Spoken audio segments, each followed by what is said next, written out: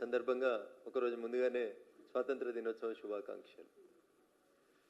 నాకు తెలుసు మీకు భారత రాజ్యాంగం మీద సంపూర్ణమైనటువంటి విశ్వాసం ఉందని, భారత రాజ్యాంగం ద్వారా సంక్రమించినటువంటి అన్ని సంస్థల్ని మా మీడియా మిత్రులు గౌరవిస్తారని చెప్పి నేను ఆశిస్తా ఉన్నా.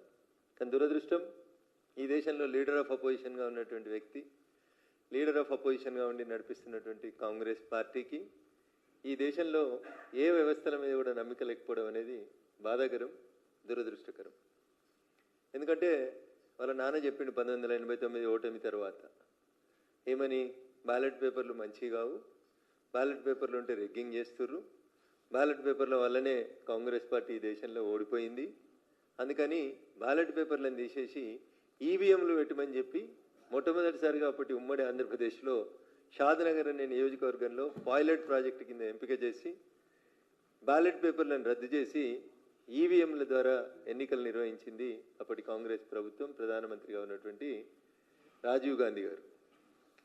बाप एक बोलता, बाप क्या बोलता, बैलेट पेपर खराब है, बैलेट पेपर सही नहीं है, बैलेट पेपर में वोट चोरी हो रहा, उसीलिए हम लोग ईवीएम लाया बोल के बाप बोलता.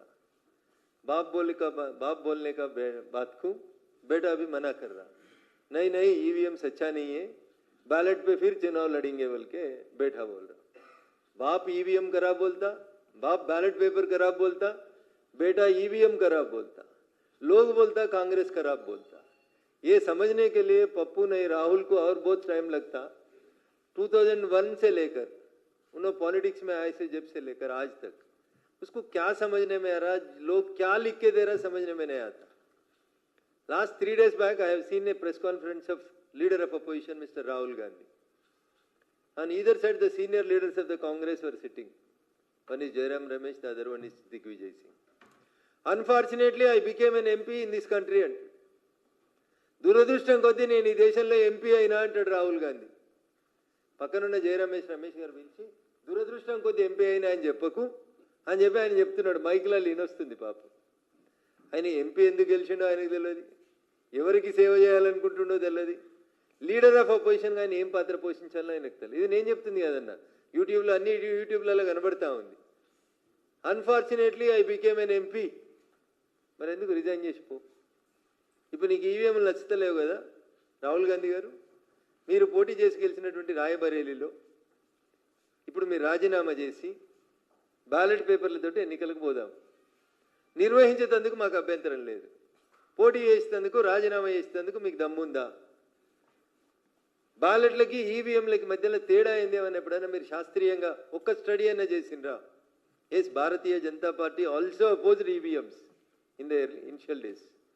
కానీ మేము ఒక శాస్త్రీయ అధ్యయనం చేసిన తర్వాత కాంగ్రెస్ పార్టీ ఈవీఎంలను తెస్తే భారతీయ జనతా పార్టీ ప్రతిపక్షంగా ఈవీఎంలను వద్దన్నటువంటి పార్టీ కూడా వాటి మీద ఒక శాస్త్రీయ అధ్యయనం పార్టీ ద్వారా చేసిన తర్వాత ఎస్ ఈవీఎం సార్ గుడ్ అని చెప్పినాం. అప్పుడున్నటువంటి కాంగ్రెస్ పార్టీకి సపోర్ట్ చేసినాం. 1989 నుంచి ఇలాంటి 2025 దాకా ఈవీఎంల మీదనే ఎన్నికలు జరుగుతూ ఉన్నాయి. సోనియా గాంధీ గెలుస్తుంది, ఈవీఎంలు రైట్. రాహుల్ గాంధీ గెలుస్తుంది, ఈవీఎంలు రైట్. మొన్న కేరళలో వయనాడులో గౌరవనీయులు ప్రియాంక గాంధీ గారు గెలుస్తారు, ఈవీఎంలు రైట్. తెలంగాణలో కాంగ్రెస్ గెలుస్తుంది, ఈవీఎంలు కరెక్ట్. కర్ణాటకలో కాంగ్రెస్ గెలుస్తుంది, ఈవీఎంలు కరెక్ట్. రేపు బీహార్లో కాంగ్రెస్ ఓడిపోతుంది కాబట్టి ఈవీఎంలు రాంగ్. తమిళనాడులో స్టాలిన్ గెలుస్తాడు, ఈవీఎంలు రైట్. పశ్చిమ బెంగాల్లో దీది 3 సార్లు గెలుస్తుంది, ఈవీఎంలు రైట్. వాళ్ళు ఓడిపోతే ఈవీఎంలు తప్పు, వాళ్ళు గెలిస్తే రైటు. కాంగ్రెస్ పార్టీ యూపీఏ 3వసారి రాహుల్ గాంధీ నాయకత్వంలో 2024లో దేశవ్యాప్తంగా జరిగిన ఎన్నికలలో 99 సీట్లు గెలిస్తే ఆ రోజు ఈవీఎంల మీద వాళ్ళకి అనుమానం రాలేదు. ఆ రోజు ఈవీఎంలు కరెక్ట్. 3 ఏళ్ల తర్వాత మహారాష్ట్ర పోతే, హర్యానా పోతే వాళ్ళకి ఇలా కడుపునొచ్చి ఇదంతా నో తూచాట అంటాడు. తండ్రి బ్యాలెట్లను వద్దని ఈవీఎంలను తెస్తాడు. మీరే చెప్తారు ఈ దేశానికి కంప్యూటర్ను పరిచయం చేసిండు మా నాయన, 20వ శతాబ్దంలోకి దేశాన్ని తీసుకుపోయేందుకు ఆలోచించాడు మా నాయన అని. నాన్న ఆలోచన ఏమో ప్రోగ్రెసివ్ ఉంటుంది, కొడుకు ఆలోచన ఏమో డిస్ట్రక్టివ్ ఉంటుంది. మీ కుటుంబం ఇంట్రడ్యూస్ చేసింది, గౌరవనీయులు స్వర్గీయ రాజీవ్ గాంధీ గారు మీ నాన్నగారు ఇంట్రడ్యూస్ చేసిండ్రు ఈవీఎంలని. ఇది బీజేపీ సొంతం తీసుకొచ్చింది కాదు.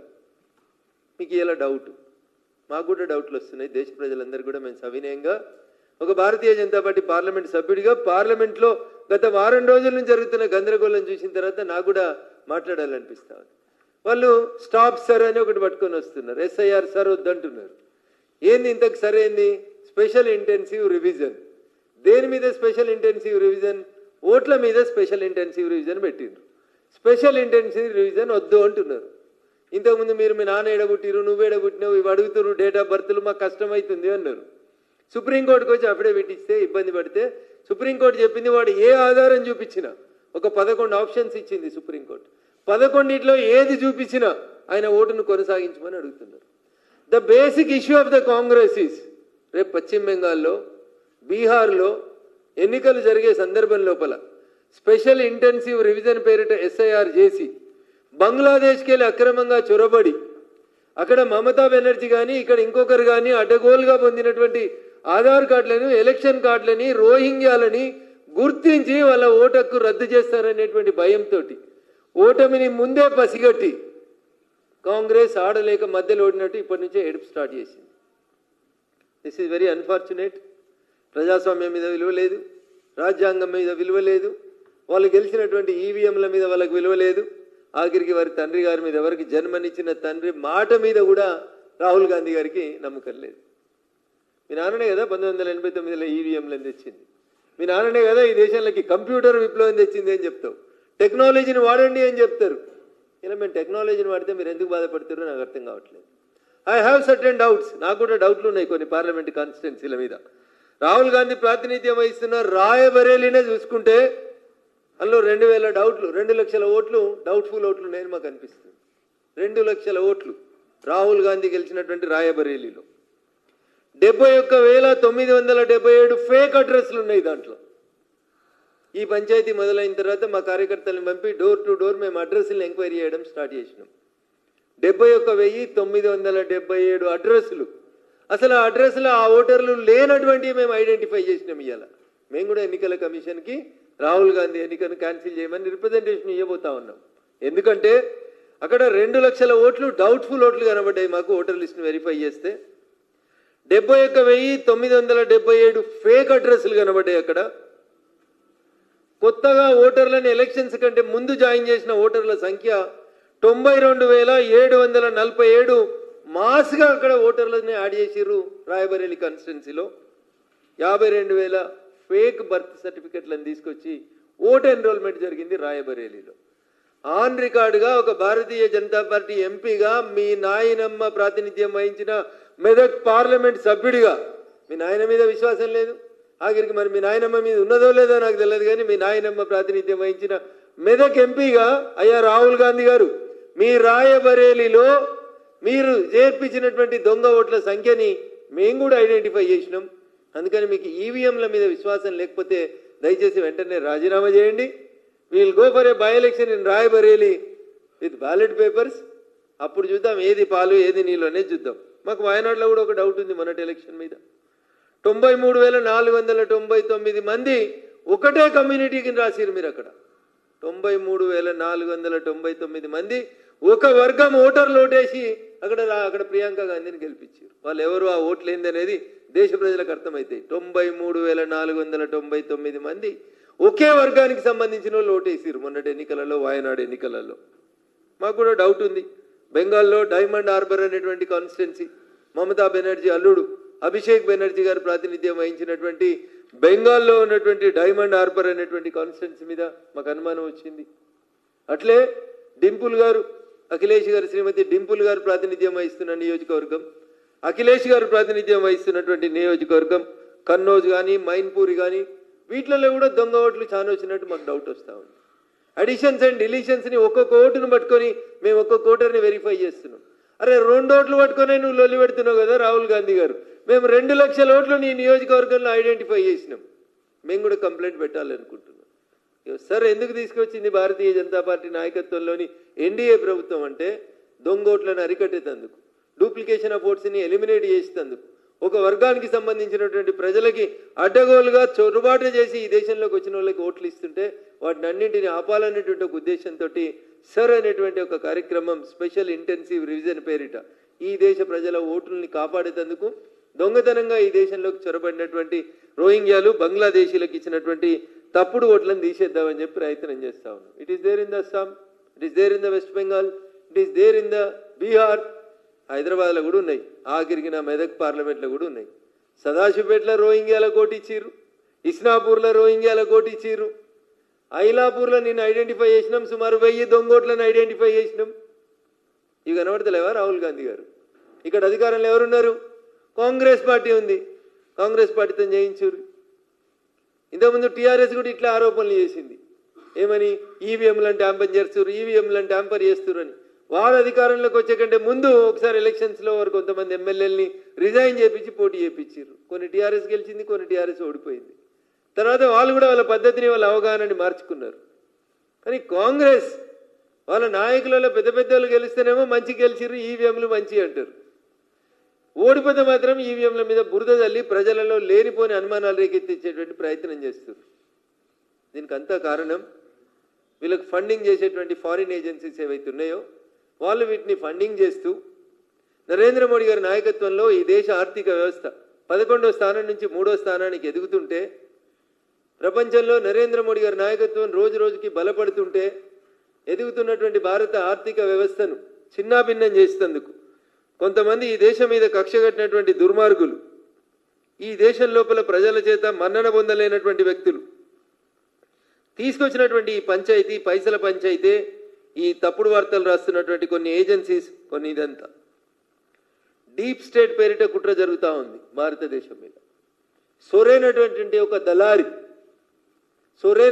ఒక దళారి పైసలు ఇచ్చి ఈ దేశంలో ఉన్నటువంటి మీడియాను, సంస్థల్ని, ఏజెన్సీస్ని ఖరాబ్ చేసి ఈ దేశ ప్రతిష్టను దిగజార్చేందుకు చేస్తున్నటువంటి కుట్రలో అయ్యా రాహుల్ గాంధీ గారు మీరు పావుగా మారిండ్రు, ఈ దేశ ప్రతిష్టను దిగజారుస్తూ ఉన్నారు. దయించి ఫ్యాక్ట్స్ ఏందనేది తెలుసుకోండి. దురదృష్టవశాత్తు నేను ఎంపీనైనా అంటే రాయబరేలి ప్రజలు ఆలోచించుకోవాలి, అలా ఆయన మాట్లాడుతున్నటువంటి మాటలేంది, ఎందుకు మాట్లాడుతున్నాడు అనేది దయచేసి ఒకసారి ఆలోచించుకోవాలి. భారతీయ జనతా పార్టీ నరేంద్ర మోడీ గారి నాయకత్వంలో మేము సిఏ తీసుకొచ్చినా, ఎన్ఆర్సీ తీసుకొచ్చినా, లేకపోతే ఇంకొకటి తీసుకొచ్చినా, ఏ సబ్జెక్ట్ని భారతీయ జనతా పార్టీ నరేంద్ర మోడీ గారి నాయకత్వంలో ఈ దేశ హితం కోసం చేసిన కాంగ్రెస్ పార్టీ, రాహుల్ గాంధీ విదేశీయుల చేతులల్లో అక్కడ ఒక పావుగా ఏజెంట్గా మారినటువంటి వీళ్ళు పనికిరానటువంటి చెత్త అన్ని చేస్తూ వస్తూ ఉన్నారు. దురదృష్టం. చరిత్ర చెప్పాలంటే మీకు తెలియంది కాదు, జవహర్లాల్ నెహ్రూ గారు ఓటు రాకున్నా కానీ ప్రధానమంత్రి అయ్యిండు. అది కాంగ్రెస్ పార్టీ అంతర్గత వ్యవహారం అనుకుంటే, దొంగ ఓట్లతో గెలిచిందని ఇందిరమ్మను కోర్టు శిక్షిస్తే ముఖం ప్రజలకు చూపెట్టలేక నెత్తి మీదకి వెళ్ళి కొంగు కప్పుకొని బయటికి పోయి దేశానికి కొంగు కప్పింది, ఎమర్జెన్సీని తీసుకొచ్చింది, ప్రజల కళ్ళు కప్పింది. ఇది మీ కాంగ్రెస్ చరిత్ర. ఏ రాజ్యాంగ వ్యవస్థను మీరు ఒప్పుకోరు? సుప్రీంకోర్టు షాబాను అనే ముస్లిం మహిళకి భరణమీమని చెప్తే సుప్రీంకోర్టు ఇచ్చిన జడ్జిమెంట్ని బయట పారేసి ఆర్డినెన్స్ తీసుకొచ్చి ముస్లిం ఆడబిడ్డలకి భరణమీయొద్దన్నారు. అంబేద్కర్ గారిని గౌరవించారు, భారత రాజ్యాంగాన్ని గౌరవించారు, భారత రాజ్యాంగం ద్వారా వచ్చినటువంటి న్యాయ వ్యవస్థల్ని గౌరవించారు. ఆఖరికి నిన్నగాక మొన్న ఎంపీ అయినటువంటి ప్రియాంక గాంధీ కూడా జడ్జీలు ఎవరు మా అన్న గురించి మాట్లాడేందుకు ఉంటుంది. న్యాయ వ్యవస్థను గౌరవించారు, ఎలక్షన్ కమిషన్ని గౌరవించారు. ఆఖరికి ప్రజల కొరకు ప్రజల చేత ప్రజలే ఎన్నుకున్నటువంటి పాలకుడు నరేంద్ర మోడీ గారు ఈ దేశ ప్రధానిని కూడా మీరు కించపరిచేటువంటి రీతిలో మాట్లాడతారు. మీకు ప్రజాస్వామ్యం మీద విలువ లేదు, ప్రజాస్వామ్య వ్యవస్థల మీద విలువ లేదు. అందుకనే ప్రజలు మీకు విలువిస్తలేరు అనేది కాంగ్రెస్ పెద్దలు అర్థం చేసుకోవాలి. ఇది అర్థం కానంతసేపు కాంగ్రెస్ గాడనే ఉంటుంది, కాంగ్రెస్ గదే దుస్థితికి లోబడుతుంది. కాబట్టి ఇప్పటికైనా ఒక వ్యవస్థ మీద ఆరోపణ చేస్తున్నప్పుడు, ఒక వ్యవస్థని నిందిస్తున్నప్పుడు, అయ్యా leader of opposition Rahul Gandhi గారు దయించి శాస్త్రీయంగా ఆ వ్యవస్థ మీద స్టడీ చేసి రండి. 2 ఓట్లు తప్పు పడితేనే టీ షర్ట్లు వేసుకొని వచ్చిన మీరు మరి ఒక చిన్న గ్రామ పంచాయతీలోనే